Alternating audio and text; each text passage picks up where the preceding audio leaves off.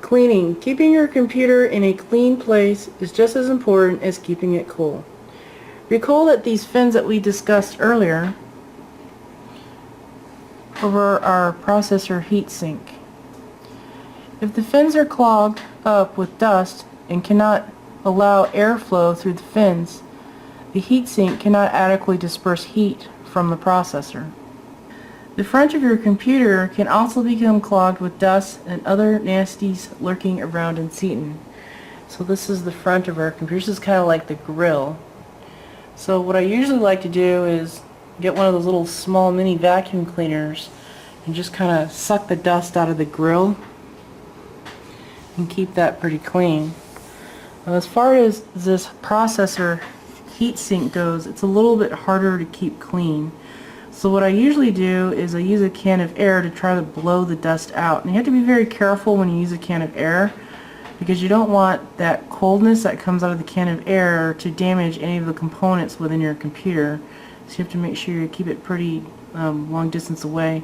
It's a little bit hard because it's a tight space in here. We have the CD-ROM drive bay over here that kind of blocks our ability to stick a can of air in here to blow through these fins to keep the dust, to keep the fins free so that air can flow between the fins.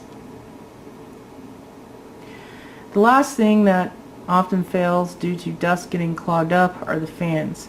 So at the end of a semester, at the end of an academic year, you always want to make sure that all of your fans are working. And you can tell by sticking your hand on the back of the machine and feeling if there's adequate airflow.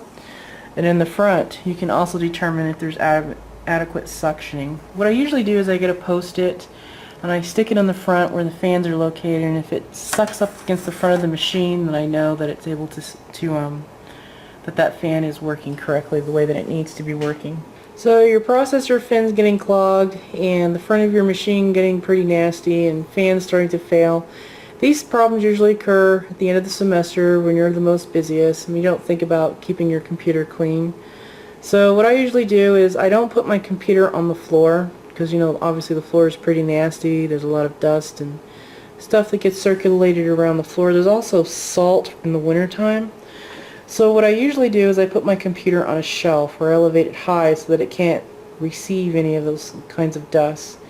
And then on an annual basis, I'll just go in here when things slow down and just kind of clean things up. Either go in here with a can of air or with a vacuum cleaner. If you decide to go in here with a vacuum cleaner, you want to be very, very careful. These components can easily suck off the motherboard. You can accidentally vacuum up your BIOS battery or suck in a jumper.